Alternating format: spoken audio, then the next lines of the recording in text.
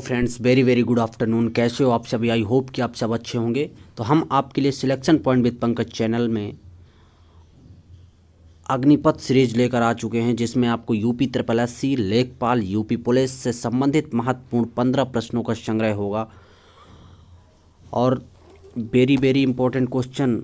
और सेशन में अंत तक बने रहिएगा, बहुत ही इंपॉर्टेंट सेशन होने वाला है। और अवसर की प्रतीक्षा में मत बैठो, आज का अवसर ही सर्वोत्तम है। इसी के साथ हम आपका पहला क्वेश्चन की शुरुआत करेंगे, जिसमें आपसे पूछा गया है कि माउंट मणिपुर नेशनल पार्क कहाँ स्थित है। तो आपका पहला ऑप्शन है मणिपुर, दूसरा है उड़ीसा, तीसरा है राजस्थान, चौथा है अंडमान निकोबार द्वीप समूह। तो इसमें से आपका चौथा ऑप्शन अंडमान निकोबार द्वीप समूह, ये ध्यान रखिएगा, क्योंकि माउंट मणिपुर है तो आप मणिपुर नहीं लगाइएगा। अंडमान निकोबार द्वीप समूह में माउंट मणिपुर नेशनल पार्क है, ये ध्यान रखिए। इसके बाद हम अगले क्वेश्चन पर चलेंगे, जिसमें आपसे पूछा गया है कि प्रत्येक वर्ष कितने नोबेल पुरस्कार दिए जाते हैं।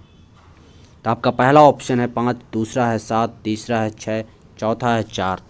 तो इसमें से आपका तीसरा ऑप्शन 6 क्षेत्रों में नोबेल पुरस्कार दिए जाते हैं और 6 नोबेल दिए जाते हैं, ध्यान रखिएगा। इसके बाद हमारा अगला क्वेश्चन है, नेपाली भाषा मुख्य रूप से किस राज्य में बोली जाती है। तो आपका पहला ऑप्शन है कर्नाटक, दूसरा है राजस्थान, तीसरा है सिक्किम, चौथा है आंध्र प्रदेश। तो इसमें से आपका तीसरा ऑप्शन सिक्किम, नेपाली भाषा मुख्य रूप से सिक्किम में बोली जाती है। इसके बाद हमारा अगला क्वेश्चन है, जिसमें आपसे पूछा गया है कि दूरदर्शन की स्थापना किस वर्ष की गई थी। तो आपका पहला ऑप्शन है 1939, दूसरा है 1949, तीसरा है 1959, चौथा है 1969।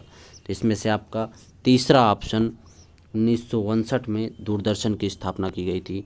इसके बाद हमारा अगला क्वेश्चन है कि तेरताली कहाँ का लोक नृत्य है। तो इसमें से आपका पहला ऑप्शन है मध्य प्रदेश, दूसरा है राजस्थान, तीसरा है छत्तीसगढ़, चौथा है कर्नाटक। तो इसमें से आपका पहला ऑप्शन मध्य प्रदेश सही होगा।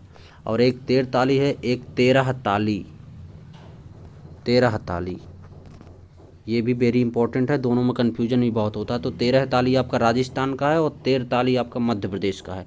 वेरी इंपॉर्टेंट क्वेश्चन एग्जाम की दृष्टि से, और पूछा भी गया है यूपी ट्रिपल एससी में। इसके बाद हमारा अगला क्वेश्चन है, भारतीय संविधान कितने शब्दों का बना है।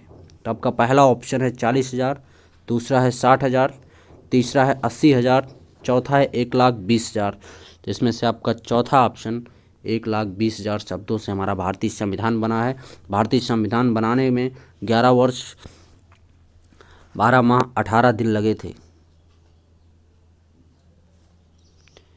इसके बाद हम अगले क्वेश्चन पर चलेंगे, जिसमें आपसे पूछा गया है कि केंद्रीय सत्कर्ता आयुक्त अपने पद पर बना रह सकता है 5 वर्ष या 62 वर्ष की आयु। दूसरा ऑप्शन है 5 वर्ष या 65 वर्ष की आयु, तीसरा है 4 वर्ष या 62 वर्ष की आयु, चौथा है 4 वर्ष या 65 वर्ष की आयु।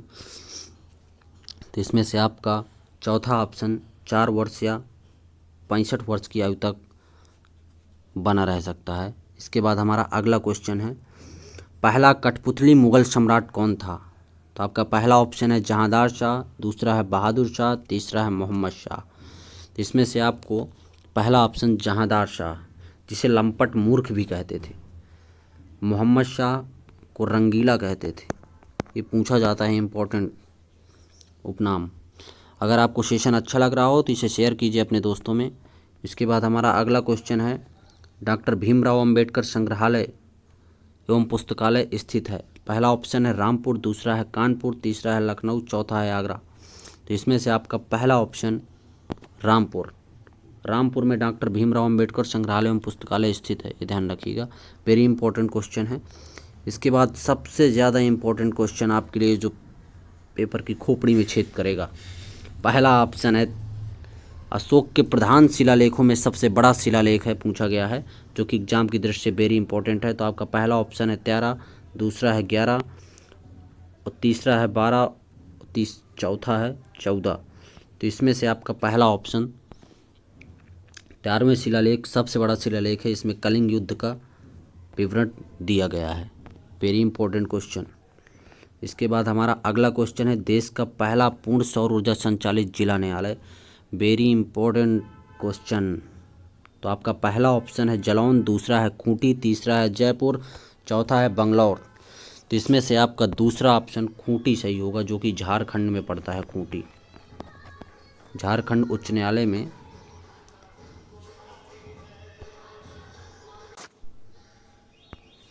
इसके बाद हमारा अगला क्वेश्चन है, बहुत ही इम्पोर्टेंट पुस्तक है एग्जाम की दृष्टि से। इसमें पूछा गया कि द टर्बुलेंट ईयर्स 1980-1996 पुस्तक किसके द्वारा लिखी गई है। तो आपका पहला ऑप्शन है प्रणब मुखर्जी, दूसरा है मलाला यूसुफजई, तीसरा है किरण बेदी, चौथा है दयानंद सरस्वती।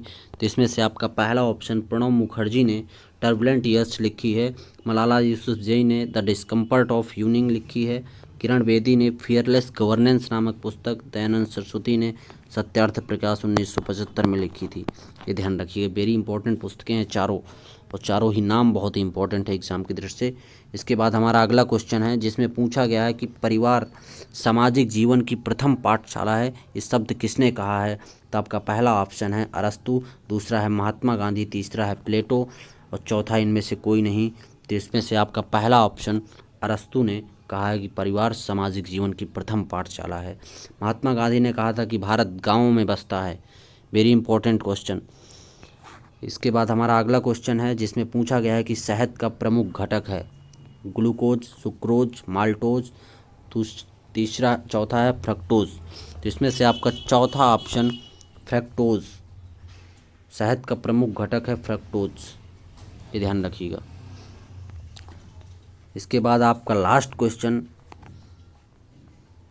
तिलहनों के उत्पादन से संबंधित क्रांति है पीली क्रांति, नीली क्रांति, स्वर्ण क्रांति, गुलाबी क्रांति। तो आपका इसमें से पहला ऑप्शन पीली क्रांति तिलहन उत्पादन से, नीली क्रांति मत्स्य उत्पादन से, स्वर्ण क्रांति फलों के उत्पादन से संबंधित है और गुलाबी क्रांति झींगा के उत्पादन से, ये ध्यान रखिएगा। अगर आप हमारे चैनल में नए हैं तो चैनल को सब्सक्राइब कीजिए, ताकि हमारे वीडियो की नोटिफिकेशन आपको सबसे पहले मिलती रहे। और अगर आपकी कोई क्वेरी हो तो आप कमेंट बॉक्स पर कमेंट जरूर कीजिएगा, और आप कमेंट बॉक्स पर ज़रूर बताइएगा कि सेशन आपको कैसा लगा। जय हिंद, जय भारत।